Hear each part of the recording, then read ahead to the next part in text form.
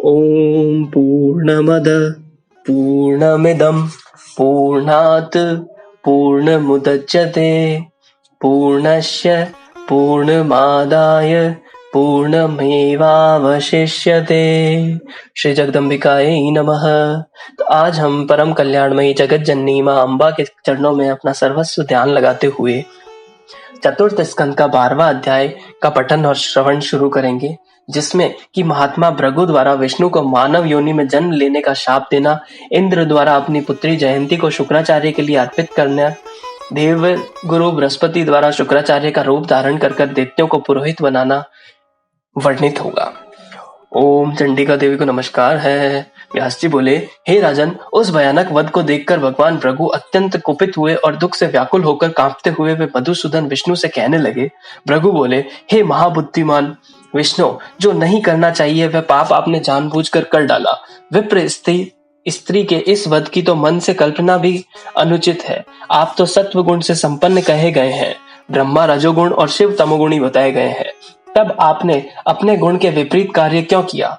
आप तामसी कैसे हो गए, जिससे आपने यह घोर निंदनीय काम कर डाला?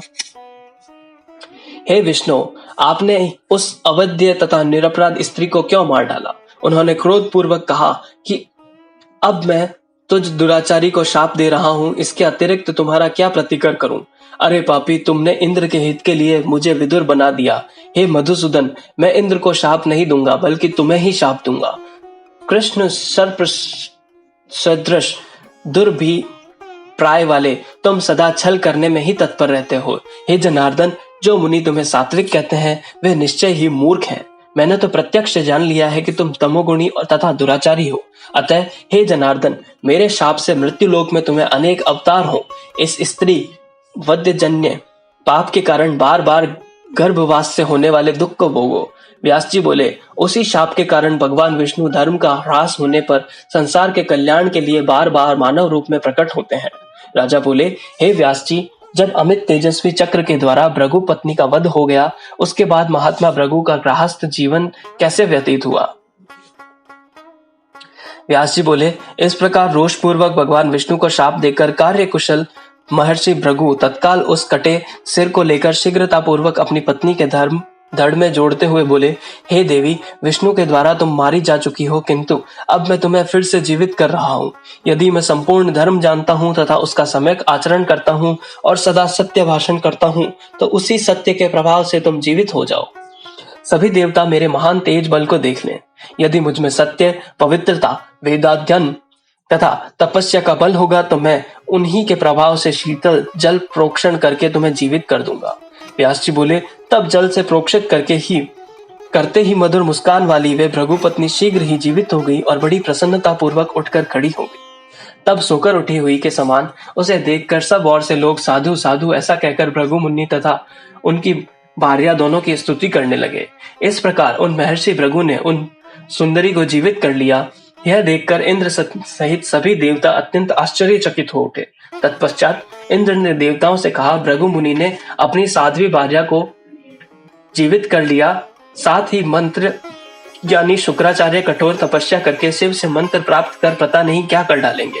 व्यास जी बोले, ऐ राजन, मंत्र प्राप्ति के लिए शुक्राचार्य अत्यंत कठोर तप का स्मरण करके इंद्र की नींद समाप्ति हो गई और उसके शरीर में व्याकुलता होने लगी। तब मन में भली भांति विचार करके इंद्र ने सुंदर रूप वाली अपनी पुत्री जयंती से मुस्कुराते हुए कहा, हे पुत्री, मैं तुम्हें तपस्वी शुक्राचार्य को सौंप दिया। अतः हे तन्वंगी, अब तुम जाओ और मेरे कल्याण के लिए उनकी सेवा करो और उन्हें वश में कर लो। उस उत्तम आश्रम में शीघ्र जाकर उनके मन को प्रिय लगने वाले विविध उपचारों से उन्हें प्रसन्न करके मेरा भय दूर करो। विशाल नयनों वाली वह सुंदर कन्या पिता की बात सुनकर शुक्राचार्य के आश्रम में गई और वहां पर उसने मुनि को नीचे की ओर सिर करके धुएं का सेवन करते हुए देखा। तब उनके तपोरत शरीर को देखकर और पिता की बात याद करके वह केले के एक पत्ता लेकर मुनि को पंखा जलने लगी। तब से वह उनके पीने के लिए अत्यंत स्वच्छ जल, सुगंधित तथा रुचिकर जल ले आकर उनके समक्ष श्रद्धा पूर्वक उपस्थित किया करती। सूर्य के मध्य आकाश में होते ही वह सुंदरी उनके ऊपर वस्त्र से छतरी बनाकर छाया कर देती थी। वह साध्वी सदा पातिव्रत्य धर्म का पालन करती रहती थी। वह शास्त्र वेद दिव्य पके तथा मीठे फल लाकर खाने के लिए उन मुनि के समक्ष रख देती थी। वह कन्या उनके नित्य कर्म संपादनार्थ पुष्प और तोते के वर्ण के समान प्रादेश मात्र माप वाले हरे हरे कुश उनके आगे प्रस्तुत कर देती थी। उनके शयन के लिए वह कोमल कोमल पत्तों का बिछौना तैयार करती थी और फिर मुनि के प्रति आदर भाव रखकर धीरे धीरे पंखा जलने लगती थी। मुनि के शाप से भयभीत होकर वह जयंती उनके मन में विकार उत्पन्न होने वाले कोई हाव भाव प्रदर्शित नहीं करती थी। सुकुमार अंगों वाली, मृदु भाषण करने वाली वह कन्या उन महात्मा के मन के अनुकूल तथा प्रीति उत्पन्न करने वाले शब्दों से उनकी स्तुति करती थी। तत्पश्चात उनके जाग जाने पर आचमन के लिए जल लाकर रख देती थी। इस प्रकार सदा उनके मन में अनुकूल कार्य करती हुई उनके साथ व्यवहार करती थी।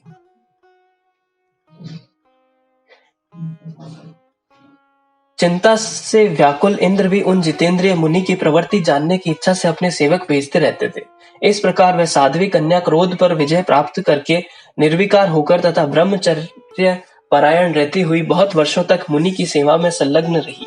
तदंतर 1000 वर्ष पूर्ण होने पर महेश्वर शिव प्रसन्न हो गए और प्रसन्नता पूर्वक वे शुक्राचार्य से वन मांगने को कहने लगे। ईश्वर बोले, हे ब्रह्मन, हे भृगुनंदन, जगत में जो कुछ भी विद्यमान है, आप जो सब देख सकते हैं तथा जो किसी का भी वासनी का विषय नहीं है, उन सबके स्वामित्व से आप युक्त हो जाएंगे, इसमें कोई संदेह नहीं है। आप सभी प्राणियों से अवध्य होंगे, आप प्रजाओं के स्वामी तथा श्रेष्ठ ब्राह्मण के रूप में प्रतिष्ठित होंगे। व्यास जी बोले, इस प्रकार वर प्रदान करके शिवजी वहीं अंतर्ध्यान हो गए। तत्पश्चात जयंती को देखकर शुक्राचार्य ने उनसे कहा, हे शुश्रोणी, तुम कौन हो और किसकी पुत्री हो? मुझे अपनी अभिलाषा बताओ। हे सुंदरी, तुम यहाँ किस लिए आई हो और अपना कार्य बताओ। हे सुनयने, तुम क्या चाहती हो? यदि वह कार्य दुष्कर भी हो तो मैं उसे अभी कर दूंगा। हे सुव्रते, आज मैं तुम्हारी सेवा से प्रसन्न हूँ, अतः वर मांग लो।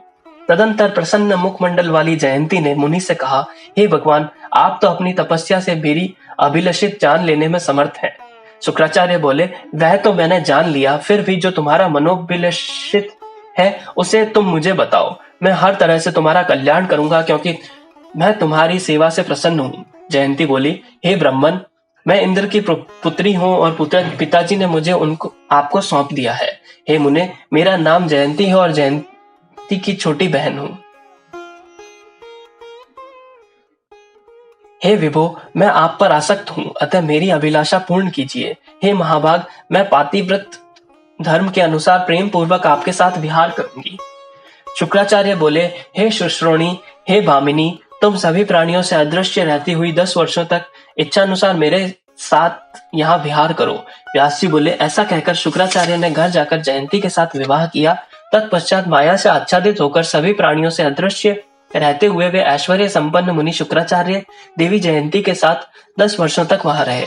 गुरु शुक्राचार्य को अपने उद्देश्य में सफल हो मंत्र से युक्त होकर आया हुआ सुनकर सभी दैत्य उनकी दर्शन की इच्छा से प्रसन्नता पूर्वक उनके घर गए, किंतु वे उन्हें देख न सके, क्योंकि वह उस समय जयंती के साथ विहार कर रहे थे। इससे उन सभी दैत्यों के मन उदास हो गया और उनके सभी उद्योग व्यर्थ हो गए। वे बहुत चिंतित और दुखी होकर उन्हें बार बार खोजते रहे। अंत में माया से आच्छादित उन मुनियों को न देखकर वे चिंतित तथा भयभीत दैत्य जैसे आए थे वैसे ही अपने घर लौट गए। तत्पश्चात शुक्राचार्य को विहार करता हुआ जानकर इंद्र ने अपने गुरु महाभाग बृहस्पति से कहा, अब क्या किया जाए? वह ब्रह्मन, आप दानवों के पास जाइए और माया के द्वारा उन्हें मोह में डाल दीजिए। हे मानद, बुद्धि से भली भांति विचार करके आप हमारा कार्य सिद्ध कर दीजिए। इंद्र की बात सुनकर देवगुरु बृहस्पति शुक्राचार्य को मायाच्छादित होने के कारण अदृश्य होकर जयंती के साथ क्रीड़ा करते जानकर उन्हीं का रूप धारण करके दैत्यों के पास गए। वहां पहुंचकर उन्होंने बड़े आदर के साथ दानवों को बुलवाया। तब सभी दानव आ गए और उन्होंने शुक्राचार्य को अपने सम्मुख देखा। माया से विमोहित सभी दैत्य उन छद्म वेशधारी देवगुरु बृहस्पति को ही शुक्राचार्य समझकर उन्हें प्रणाम करके उनके समक्ष खड़े हो गए। वे शुक्राचार्य का कृत्रिम रूप प्रकट करने वाली देवगुरु बृहस्पति की माया को नहीं जान सके। तत्पश्चात छद्म माया से शुक्राचार्य का रूप धारण करने वाले गुरु बृहस्पति ने उनसे कहा, मेरे यजमानों का स्वागत है। मैं आप लोगों के लिए हित के लिए अब आ गया हूँ। मैं आप सबके कल्याण के लिए तपस्या के द्वारा भगवान विष्णु को प्रसन्न कर लिया है और अब मैं उनसे प्राप्त विद्या को निष्कपट भाव से आप लोगों को बता दूंगा। यह सुनकर वे श्रेष्ठ दानव प्रसन्नचित्त हो गए।